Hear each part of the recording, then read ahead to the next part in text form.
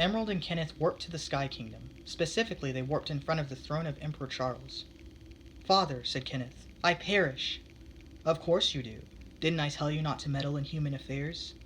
"She would have died, father." "Whatever." He rolled his die. "If it's 1, you're healed. If it's any other number, your wounds are sustained." It was 1. Kenneth was healed. "What about Emerald? Do you really care for this human?" "Oh, you do care. If the die rolls on 3." Then Charles smirked and threw the blue die with the glowing white dots. It landed on 3. "Fate is on your side," said Charles, somewhat boredly, and Emerald was healed. Pluto changed its motion, and the stars changed their alignment. The silver beings lost a portion of their power. They get their power from energy, but this particular alignment will create less energy for them for a while. Now's your chance to strike, Kenneth. You and your ally must achieve victory, or I will be embarrassed, said Charles.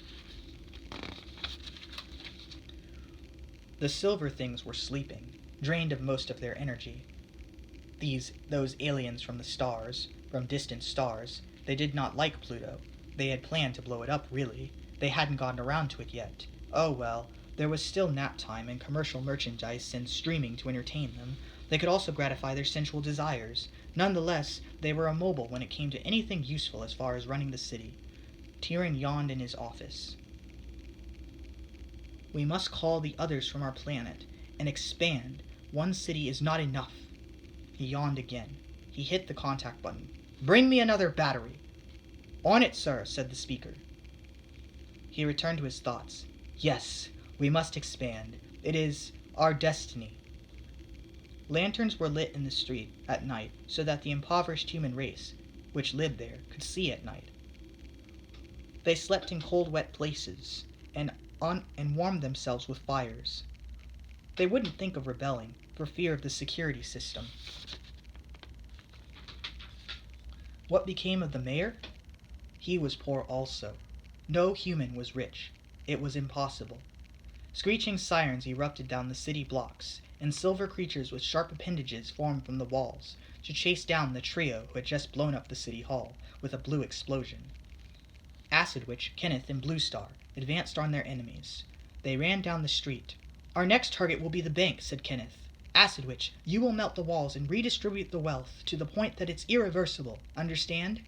How the heck am I supposed to? Figure it out, shouted Kenneth. Blue Star, you will help her.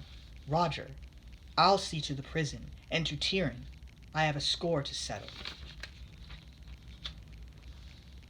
Acidwitch tried to melt through the walls of the bank, but was unsuccessful. I can't melt the silver, said Acidwitch. I'll do it, said Blue Star.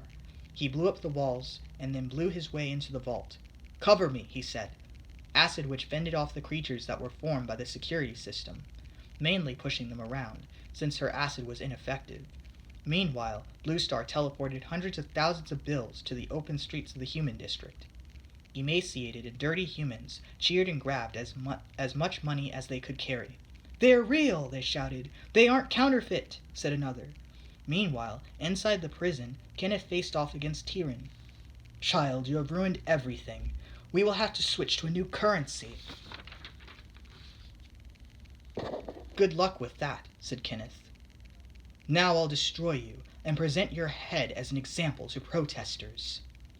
And they fought, Kenneth with his burning stars and Tyrion with his sharp silver poles.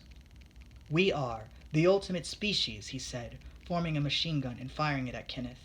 Kenneth became transparent and walked towards Tyrion, who stumbled backwards and fell over his desk.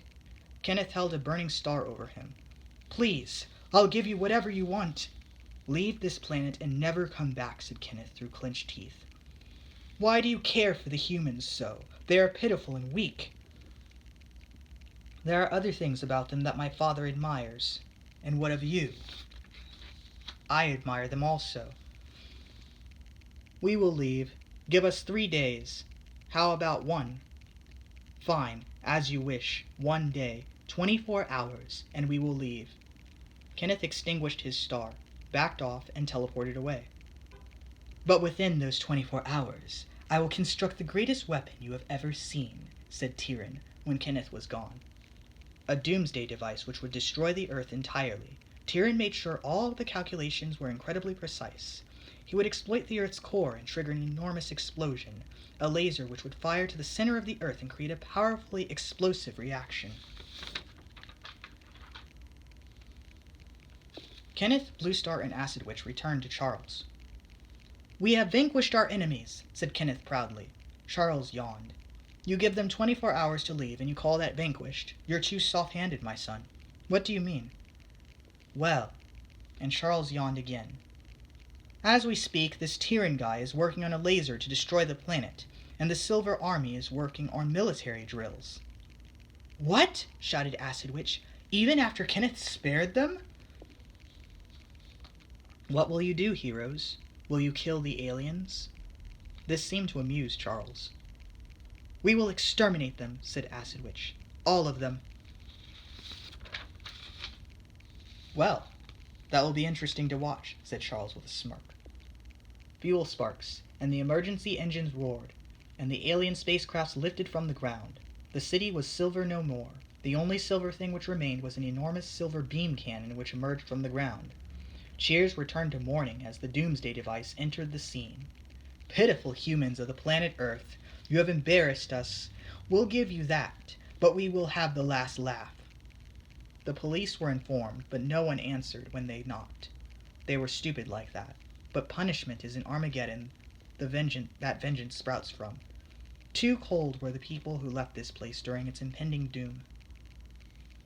People are ignorant of the concept of radioactive substances. Abusing them was their attempt to destroy the world, plague humans with aliens, and suddenly the roles reverse. Now they want to save the Earth, and their pitiful lives with it. Dreams spark the beginning of a new era, a time when rocket ships fly through the air and techno-dramas unfold in space.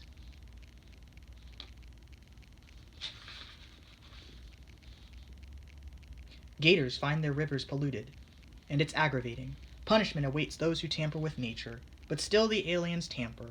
Fresh blood falls from their faces. The war only began. People were not intended to die in such ways, in such excruciating ways, peeling flesh off bone, reacting to pain. They run, they flee, but are chased down by mechanical devices of doom, exterminating them one by one, and the phoenixes did slumber. Triumphing over love and justice has been a great task indeed, and then remember that they were kind, and they destroy you. Pluto shifted its alignment. The ray gun prepared to fire. Felines ran from their garbage, and birds flew away. This narcotic scene plagues everyone and empties their mind of everything else. Battle cries, crunching bones, sinking flesh, melting robots, an astronomical war. Tyrion was fighting on the ship. He had 2 special guards with him.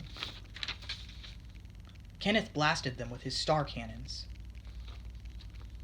Bluestar cleaned up the grunts, and Acidwitch charged at Tyrion with a white sword. They dueled. As they dueled, the glass showed the outside, the burning city, the twinkling stars, the polluted air, the stagnant black clouds, and the setting sun on the horizon. Sparks flew as blades met. Paris didn't count as a swing, but if she could just get one good swing and remove Tyrion's head. Shadows were summoned as they fought. Specters from space. "Our dead ancestors," said Tyrion. "They come to help me." They were cloaked and carried scythes, but they were specters, solidifying only when they struck. Bluestar and Kenneth dealt with these. Sparks fell as scythes met with energy, and like Kenneth and Bluestar, the specters could warp also. Treat them as a battlefield. Treat them as a checkerboard. Treat them as a chessboard. Capture the king.